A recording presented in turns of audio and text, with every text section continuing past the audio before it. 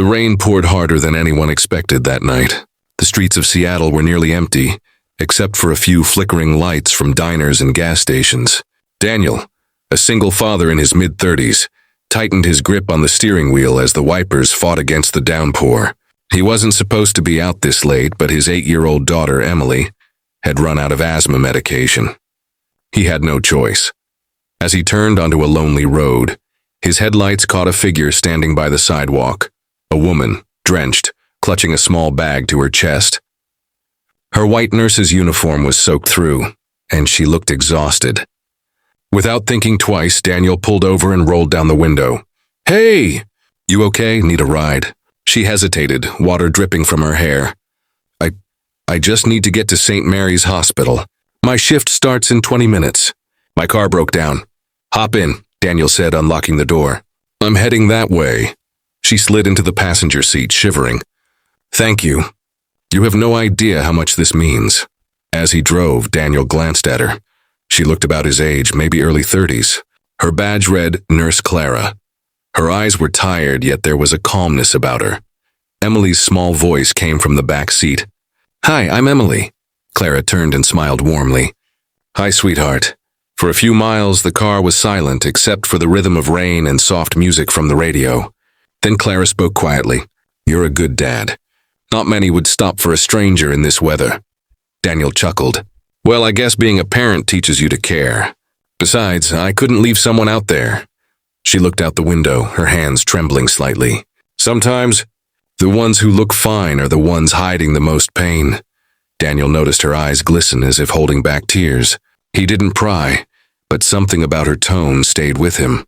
When they reached the hospital parking lot, Clara hesitated before stepping out. She turned back and said softly, "Thank you, Daniel, for the ride, and for reminding me there's still kindness left in the world." Then she ran inside. Daniel drove home, but something gnawed at him. There was something in her voice, sorrow mixed with relief. The next morning, as he made breakfast for Emily, the local news flashed across the TV. Nurse rescued patient moments before tragedy. The screen showed Clara, the same nurse from last night, standing outside the hospital, tears streaming down her face. The reporter explained that Clara had arrived at the hospital just minutes before a power outage. She had rushed to the ICU to manually keep a ventilator going for a young patient, her own brother, who had been in a coma for months. Daniel froze. His heart pounded. She wasn't just a nurse doing her job. She was a sister racing against time to save the only family she had left. If he hadn't stopped, she might never have made it in time. That evening, Daniel and Emily went to the hospital with a small bouquet. Clara saw them and smiled through tears. "You don't know what you did for me," she said, her voice breaking. "My brother's alive because of you." Daniel shook his head. "No, Clara, you saved him. I just gave you a ride." She wiped her eyes and whispered, "Sometimes that's all it takes. One kind stranger to change everything." As Daniel and Emily left the hospital, the rain had stopped. The world seemed quieter, softer, as if the storm had washed away more than just water. And somewhere deep inside, Daniel realized that maybe kindness wasn't just something you give. It's something that finds its way back to you when you least expect it. The next few days passed quietly, but Daniel couldn't shake the thought of Clara from his mind. There was something about her story that lingered, not in a romantic way, but in a deeply human way. It reminded him how fragile life was, and how often people carried silent battles behind tired smiles. One evening, as Daniel tucked Emily into bed, she looked up and asked, "Dad, can we see the nice nurse again?" He smiled softly. "Maybe soon, sweetheart. She's probably very busy at the hospital." Emily frowned. "I want to give her my drawing. She saved her brother, right? You said she was brave." Daniel's heart warmed. Yes, she was very brave. The next morning, Emily insisted on coming with him to deliver the drawing. It showed 3 stick figures holding hands under a big rainbow, labeled me, Daddy, and the nurse. They drove to St. Mary's again, and when Clara saw them in the hallway, her face lit up. "Oh my gosh, Emily," she said, kneeling down. "Is this for me?" Emily nodded proudly. "I made it so you don't feel sad anymore." Clara's eyes welled up instantly. You have no idea how much this means." She hugged the little girl tightly, then looked at Daniel. "My brother woke up this morning," she whispered. "He actually opened his eyes. The doctors can't explain it." Daniel blinked, stunned. "That's incredible," Clara nodded, her smile trembling. "When I saw you two that night, something changed.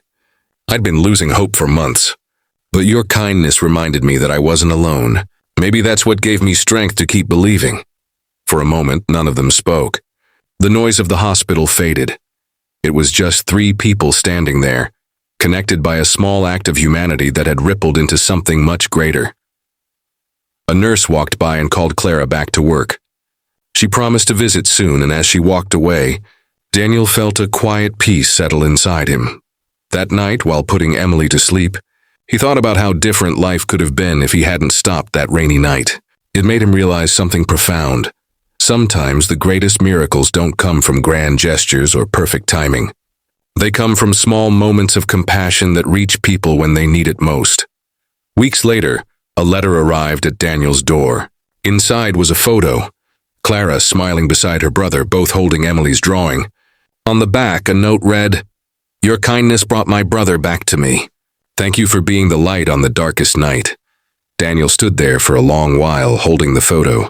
Outside, the sky was clear again. No rain, no storm.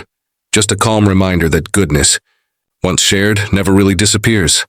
It circles back, in ways we never expect, to remind us that even in a world full of noise and chaos, kindness still echoes the loudest. A few months passed, and life slowly found its rhythm again. Daniel returned to his usual routines, working double shifts, cooking simple dinners, and helping Emily with her school projects. Yet every now and then, his mind drifted back to that night in the rain. It wasn't just about helping a stranger anymore. It was about how that one moment changed 3 lives in ways none of them could have predicted. One afternoon, while waiting for Emily outside her school, he noticed a familiar figure crossing the parking lot. Clara. She looked different now, lighter somehow, like a weight had been lifted. When she saw him, her face broke into a smile. "Daniel," she called out, walking over. He stepped out of the truck, smiling. "Clara, I didn't expect to see you here." She laughed softly. "I shouldn't be surprised. Small towns have a way of bringing people back together." They talked for a while. Clara told him her brother was recovering well and had started therapy. "He's learning to walk again," she said, her eyes shining. "He keeps saying he owes everything to a stranger who stopped in the rain." Daniel shook his head with a smile. "Tell him he doesn't owe me anything. I just happened to be there." Clara looked at him for a moment and said quietly, "You were there when it mattered. That's what makes the difference." Before they could say more, Emily came running out of school, her backpack bouncing. When she saw Clara, she squealed and ran straight into her arms. "Nurse Clara, did your brother see my picture?" Clara laughed, hugging her tightly. "He loved it. It's hanging on his hospital wall." Emily grinned, proud of herself. "See, Daddy? I told you she needed it." The 3 of them stood there for a while, the afternoon sun warming their faces. It felt peaceful, like a full circle moment. Later that evening, Clara invited Daniel and Emily to visit her brother at the rehab center. They went the following weekend, bringing flowers and a small cake Emily insisted on baking herself. When they arrived, Clara's brother smiled from his wheelchair, tears forming in his eyes. "You're the man who stopped for my sister," he said softly. "You gave her back to me." Daniel felt his throat tighten. "No, she gave herself back. I just gave her a lift." They all laughed gently, and for a moment the room was filled with something rare, genuine gratitude. As they left the rehab center, Clara walked beside Daniel. "You know," she said, "it's strange how strangers become part of your story forever." Daniel looked at her and replied, "Maybe that's what life is. A chain of moments where we save each other without even realizing it." The sun dipped low behind them, painting the sky gold and pink. Emily held both their hands as they walked to the car, humming softly. The world felt a little kinder that day, not because of miracles or grand gestures, but because 2 people had chosen to care when they could have simply passed by. And sometimes, that's all it takes to change everything.